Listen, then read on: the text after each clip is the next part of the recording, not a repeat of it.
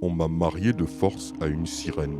Les faits qui vont suivre m'ont été rapportés par un abonné du Congo-Brazza. Voici son témoignage. C'était un jour où mon père et un de ses amis étaient en train de sortir de l'église. C'est alors qu'ils virent un garçon d'environ 7 ans s'approcher d'eux. Ils furent quelque peu surpris de voir que ce dernier avait des yeux rouges. Soudainement, sans même leur dire bonjour, le garçon déclara « J'ai une femme sirène ». Les deux hommes confus répondirent « Comment ça? Comment l'as-tu rencontrée ?» « C'est mon grand-père qui m'a marié de force avec elle », rétorqua le garçon. Il continua en expliquant qu'un jour, son grand-père l'emmena à Pointe-Noire. Étant pêcheur, il accompagna son pépé à la pêche sur sa pirogue. Subitement, ils plongèrent dans l'océan. Sous l'eau, son grand-père lui montra l'image de la mère du jeune homme qui était la belle-fille du vieil homme.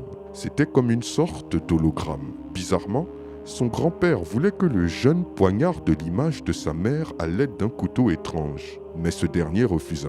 Son grand-père les fit remonter à la surface. Ensuite, il donna une baguette mystique à son petit-fils. À l'aide de cette baguette, il pouvait voyager dans tous les pays du monde. Il lui suffisait juste de la piétiner et il se retrouvait automatiquement télétransporté dans le lieu souhaité. C'est au moment où il accepta cette baguette que son grand-père le donna en mariage à une sirène des eaux.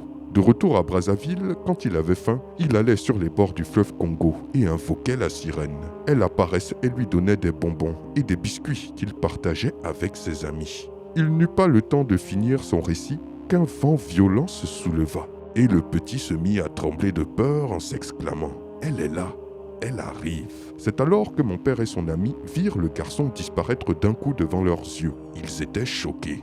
Puis, le vent se calma. Ils ne revirent plus jamais le garçon, mais priaient pour lui de temps en temps dans leur cœur. Quelle histoire incroyable!